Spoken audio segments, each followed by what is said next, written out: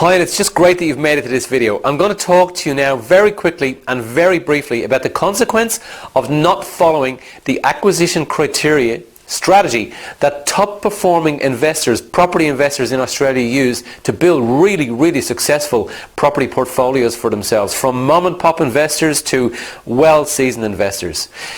When we don't follow the acquisition criteria that are used by all of our top students and all of the top investors in Australia, we will end up, and if you've already done your research, you will now know that 96% of investment properties on the property market today, that means a property owned by an investor with a tenant sitting in there paying rent, don't meet the criteria, the standards and the requirement that you have and that you need to set for your life. Therefore, only 4% of investment properties on the property market today will actually deliver you the outcome that you're looking for.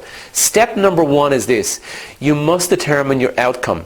The 4% selection criteria that identifies this top 4% will meet the outcome that you're looking for. The outcome that you're looking for will be something like this. At a particular stage, sometime in the future, you'll want to leave your 9-to-5 job. At some stage in the future, you'll want to retire. Or at some stage in the future, you want to liquidate that asset and realize enough growth to see you living well in retirement or for the rest of your life. But that is a quantifiable thing, and that is something that needs to be included in your plan. And therefore, when we know the outcome that we're looking for, we can get the criteria and discover the property that fits that all together. If you have followed this, you've ended up as one of this 96% of investors here with a property that is not going to give you what you're looking for in your lifetime or in time for you to enjoy it. Well, then there's a high possibility that at some stage in the future you're going to find yourself with an investment property in distress. You haven't followed the tenant market, you didn't follow the criteria, and you're having a difficulty. So let me just put you in that space right now. If that is you, well then you haven't followed their criteria and the criteria that successful investors use. After the video, make sure you go to our website, which is just jam-packed with information and content and knowledge and free training and free programs that you can click into to make sure that you absolutely get it right. You own a property, an investment property, you haven't followed the criteria, the property's under stress. So the bank are going to foreclose, or they're speaking to you and you've missed a payment and you're worried about missing a payment in the future, but you just get a sense that something's not right. You've got a couple of choices. These choices are beyond what your accountant or your financial planner may tell you. There's a high probability that these choices I'm about to give you are way beyond your accountant and your financial planner's advice to you. On the Australian investment market, there are many investors, tens of thousands of them, and those investors are only happy to invest in property. They may not want to invest in an entire property. They maybe have a taste and a flair for investing in a portion of a property. So rather than you dealing and negotiating with the banks and trying to get yourself out of that position, you can take your proposal of offering a share in your investment property portfolio to the investor market.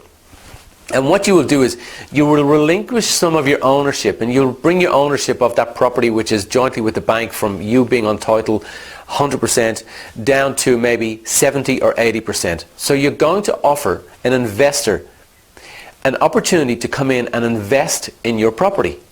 He is then going to take part ownership of that property, and you will negotiate and agree with that with him. And he might take a 10% position, 20% position, 30% position. And in doing that, he will buy into that position with you. So in other words, cash will be transferred and you will sell a share in your property to the investor. Title remains the same. We don't need to revalue and we don't need to remortgage and whatever. Everything remains as it is. And you have a separate deed of arrangement, which you can get by communicating with us through our website. You have a deed of arrangement and you offer the investor that opportunity. He comes in, he gives you cash, you sign your deed of arrangement, and now you've got cash to go back to the bank or to leave sitting in your account to handle the financial illness and the financial difficulty that that property is in. So you agree a share, you agree a 60-month contract with that investor that comes into you. You offer the investor his return at the end so that you're not paying interest on the money that he's given you. He's not going to get his return for that period of 5 years. And investors are happy to do that. We just have to make it attractive enough to bring that type of investor in. And later down the road then, when your 5 years is up, you can renegotiate your position. You can offer to sell the investment property to them, or you can revalue and pay them out, or you can bring another investor in. So there are many, many, many ways that you may not know that you can use to make sure that you hold on to that property if you found yourself going into property investment alone and you're now suffering the consequence of that. Thanks for watching the video. Make sure that you do go to the website. It's jam-packed with information, and have a great, great, great day.